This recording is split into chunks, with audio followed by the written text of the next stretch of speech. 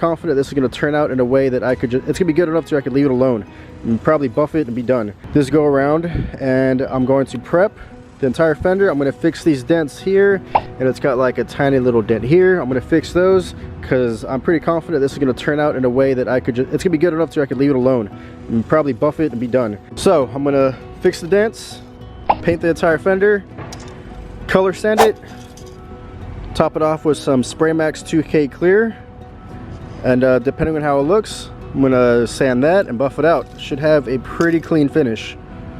So for starters, I'm gonna sand this area down until my low spots come up, and then lay down some body filler, and also put just a touch of filler right here. There's a tiny little dent, but I want this fender pretty much perfect.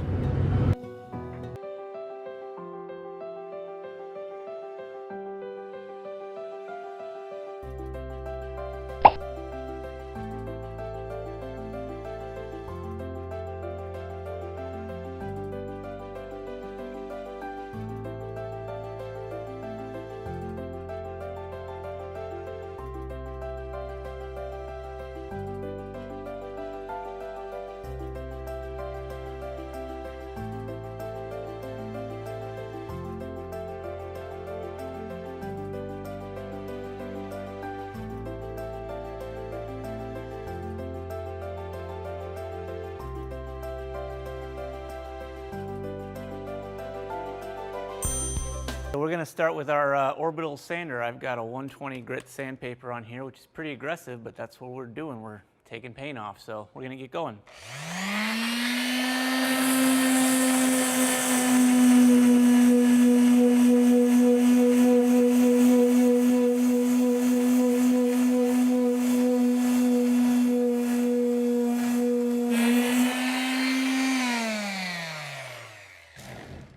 So we're down through the paint, through the primer, and right to the bare metal. Now, since this dent was made with a ball peen hammer, it's going to be really hard to get all that paint out of the bottom, since it's a really steep pitch right in the bottom there. But in the real world, you'll be able to get all the way down to the bottom. When you're sanding, be careful not to dwell on that spot too long, though, because the action of the sandpaper against the metal actually heats it up from the friction, and if you put too much heat into the sheet metal, it'll warp and cause much bigger problems. So take your time, sand it down, get down to the base metal, and from here we can get going with adding some Bondo. Bondo comes in two parts. This is what makes up the base material here. It's this sort of gray goo. And you can leave it in this state for however long. The thing that makes it hard is actually this stuff. It's called a cream hardener. And this is red. And you squeeze out just a little bit of it like that. So Wayne, right here we've got the typical ding. Now, what's your best way of attacking this and getting it smooth? Okay, basically you got 4 procedures you're going to follow. You're going to clean it first. Yep. Then you're going to sand it. Yep. Then you're going to fill it. Gotcha. Then you'll come back and resand it after you've applied the filler. Okay. And we're going to start with like the most coarse sandpaper. Right. So use 80 grit starting out. Yep. To get all the paint around the surrounding earth carried out about an inch to inch and a half beyond. Okay. Sand it down to bare metal. Then you're ready to apply the filler into your dent. Cool. Now, before we go any further, with your accent and mine, I guess we're both from the south, right? Absolutely, positively. Because that's pretty strong. Alrighty, so we start with the 80 grit. Yes, sir. Okay. And it just seems criminal, doesn't it? Putting sandpaper on the Duco of a car. It does, and you know, that's what intimidates a lot of people. But what 3M has done is come together with a kit that simplified that.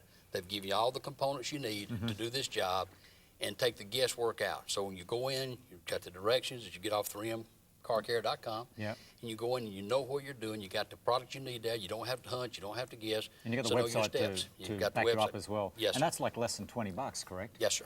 And it's interesting, you know, watching what you've been doing, and you know, I'm a bit of a passionate. Here I'll show you how to do a small dent in your car.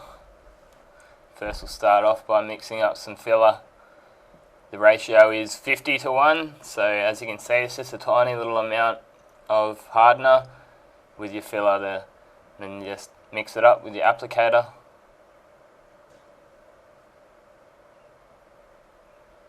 And then you find your dent and you just wipe it in very finely.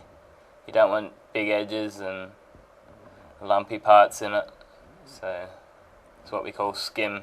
That's a nice skim, so it skims in. Once you're happy that you've got it in nicely, you then go around and clean up the edges. As you can see, I've already sanded it back with 320. So I'll get a bit of thinners on a rag and clean up that edge. I might have had a little bit of bog or body filler go inside there.